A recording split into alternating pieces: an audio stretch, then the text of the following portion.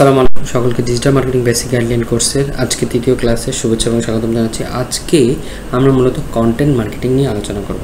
আমরা প্রতিনিয়ত যেই সব জিনিস নিয়ে আলোচনা করি এটা হচ্ছে একদম বেসিক, কারণ হচ্ছে অনেকেই ডিজিটাল মার্কেটিংয়ের অনেক কিছুই বোঝে না বুঝে ডিজিটাল মার্কেটার হতে চায়।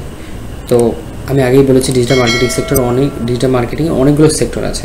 তার মধ্যে একটা সেক্টর হচ্ছে গিয়ে আমরা বিগত ক্লাসগুলোতে সোশ্যাল মিডিয়া মার্কেটিং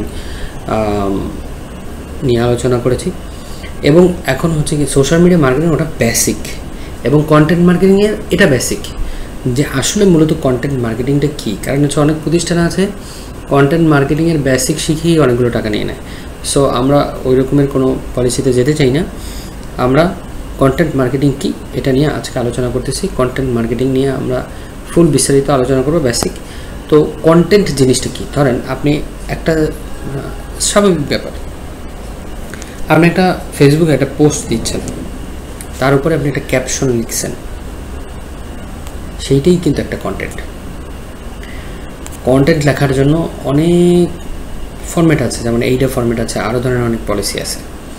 সেগুলো আমরা যখন মাস্টারি কোর্স করব তখন আমরা শিখব। এখন আমরা শুধু বেসিক শিখতেছি, আসলে জিনিসগুলো কী কী আমরা না বুঝে অনেক কিছু করি। আসল জিনিসগুলো কী কী, যেমন কন্টেন্ট মার্কেটিং এমন একটা মার্কেটিং টেকনিক, যেই টেকনিকটা কন্টেন্ট মার্কেটিংয়ের মধ্যে আবার আলাদা আলাদা ইন্ডিভিজুয়াল ভাগ আছে।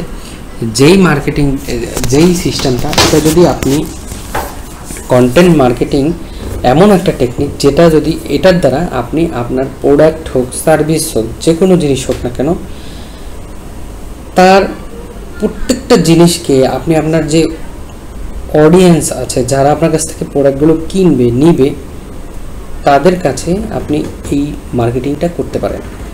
তো কন্টেন্ট মার্কেটিং যদি তাদের কাছে করেন, কন্টেন্ট মার্কেটিংয়ের মধ্যে অনেকগুলো সিস্টেম আছে, সেগুলো আমি আপনাদেরকে বলছি। যেমন there are many types of content marketing. তো আমরা একটা একটা করে সামনে আলোচনা করব। চলেন আমরা সামনে আলোচনা করি। ফার্স্ট অফ অল, প্রথম হচ্ছে গিয়ে ব্লগ পোস্টিং। ব্লগ কি?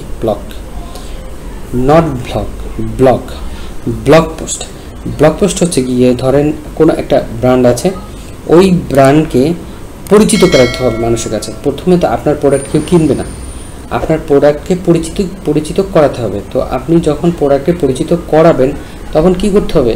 আপনাকে ওই প্রোডাক্ট সম্পর্কে মানুষকে অবগত করাতে হবে, এবং সেইটাই যদি আপনি একটা ব্লগ আকারে লিখে যদি সোশ্যাল মিডিয়ার বিভিন্ন প্ল্যাটফর্মে পোস্ট করেন, এবং সেটা মানুষ পড়ে এবং সেটা সম্পর্কে জানে, ওই ব্র্যান্ড সম্পর্কে, এবং মানুষের দিলের ভিতরে, মনের ভিতরে বসে, তখনই হচ্ছে গিয়ে আপনার প্রোডাক্টের প্রমোশন হবে, আপনার ব্র্যান্ডের পরিচিতি হবে।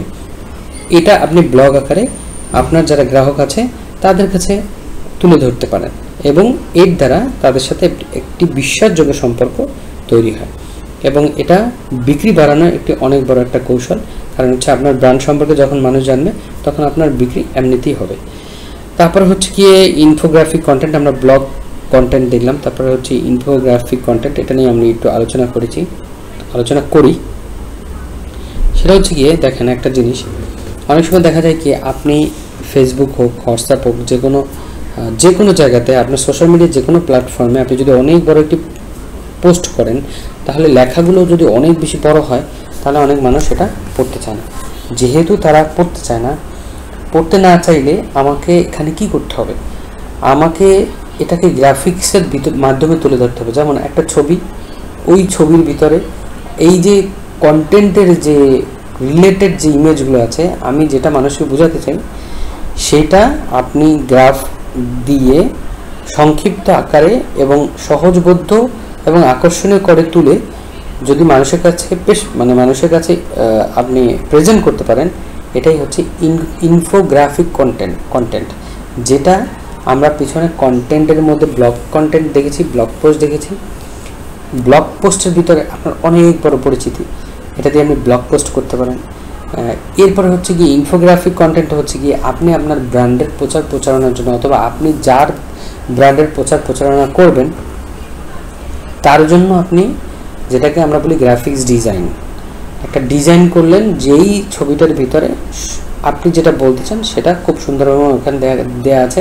ছবিটা দেখলেই বোঝা যাচ্ছে যে আসলে আপনি কি চাচ্ছেন। এটাকে বলে ইনফোগ্রাফিক কন্টেন্ট। এরপর হচ্ছে ভিডিও কন্টেন্ট। তো ভিডিও কন্টেন্ট এটা স্বাভাবিক, এটা সবাই আমরা বুঝি, আমরা দেখি। ভিডিও কন্টেন্ট কি? ধরি আমার একটি প্রোডাক্ট আছে, অথবা আমার একটি সার্ভিস আছে, অথবা যে কোনো আপনি যে বায়ারের কাজ করবেন, অথবা আপনি যার ডিজিটাল মার্কেটিং করে দিবেন, যেহেতু আপনি কন্টেন্ট মার্কেটার হিসেবে কাজ করতেছেন, তো কন্টেন্ট মার্কেটিংয়ের ভিতরে ভিডিও কন্টেন্ট আবার আলাদা একটা মার্কেটিং পলিসি। তো আপনি তার ভিডিও তৈরি করে শ্যুট করে দিলেন সুন্দর করে। ভিডিওর ভিতরে যেই প্রোডাক্টটা আমরা ইমেজ আকারে করেছি, যেটাকে ইনফোগ্রাফিক কন্টেন্ট বলেছি, সেটাকে আপনি ভিডিও আকারে করলেন। আপনার প্রোডাক্টের, সার্ভিসের, এগুলো আপনি ভিডিও আকারে করলেন। যখন এগুলো মানুষের কাছে স্পষ্টভাবে তুলে ধরা যায় ভিডিও কন্টেন্টের মাধ্যমে, তখন আপনার সেল দ্বিগুণ হবে, আপনার রিটার্ন অফ ইনভেস্টমেন্ট অবশ্যই বেশি আসবে। তো এটাকে ভিডিও কন্টেন্ট বলে। এরপরে আমরা যাই ইমেল কন্টেন্ট। সারা ওয়ার্ল্ডে এমন কোনো পলিসি নেই ইমেল কন্টেন্টের মতো, ইমেল মার্কেটিং নিয়ে আমি সামনে আলোচনা করব। ইমেল কন্টেন্টের মতো এমন জিনিস নেই যে সরাসরি কাস্টমারের কাছে আপনি টাকা ছাড়া, কোনো অ্যাড ছাড়া সরাসরি তাদের কাছে আপনার অফারগুলো পাঠাতে পারতেছেন। যদি আপনার কাস্টমার থাকে এবং কাস্টমারদের মেইল আইডি থাকে, গুগলে অনেক কাস্টমার মেইল আইডি আছে, ভ্যালিড মেইল আইডি পাওয়া যায়, অনেকের প্রোফাইল দেখে সেখান থেকে মেইল আইডি নেওয়া যায়, এবং সেই মেইল আইডিতে আপনি একটি কন্টেন্ট, এত সুন্দর একটি কন্টেন্ট লিখে আপনি তাকে মেইল করলেন যে স্যার আমাদের সার্ভিস এইরকম, আমাদের সার্ভিসে এই সুবিধা আছে, আমাদের সার্ভিস নিলে আপনি এই বেনিফিট পাবেন। তো এটার দ্বারা হয় কি, মানে ক্রেতা এবং বিক্রেতার সাথে সরাসরি একটি সম্পর্ক হয় মেইলের মাধ্যমে, ইমেইলের মাধ্যমে, এবং এর দ্বারা আপনি প্রচুর পরিমাণে আপনার প্রোডাক্ট প্রমোশন করতে পারবেন এবং সেল করতে পারবেন। এবং এই মার্কেটিং পলিসি, ডিজিটাল মার্কেটিং একটি অনেক বড় একটা পলিসি, অনেক বড় একটি সিস্টেম। এরপরে সোশ্যাল মিডিয়া কন্টেন্ট।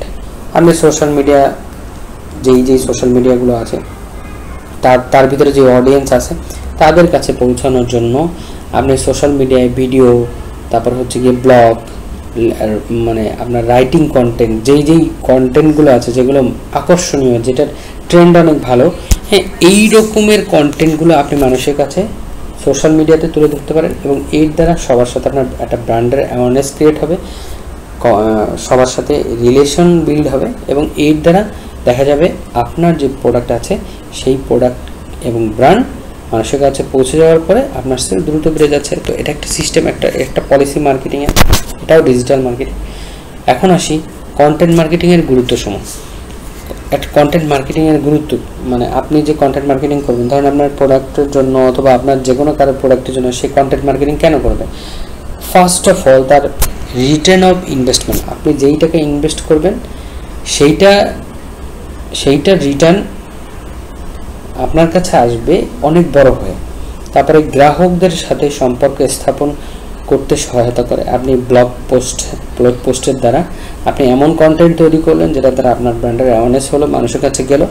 তো এটার দ্বারা আপনি অনেক ভালো একটি ফিডব্যাক পাবেন। তো বিক্রয় বৃদ্ধি হয় এর দ্বারা। লিড তৈরি করতে সহায়তা করে, যেমন আমি মেইলের মাধ্যমে আপনি লিড তৈরি করতে পারেন, তাদের সাথে দেখা করতে পারেন, কথা বলতে পারেন, তাদের সাথে সম্পর্ক তৈরি করতে পারেন।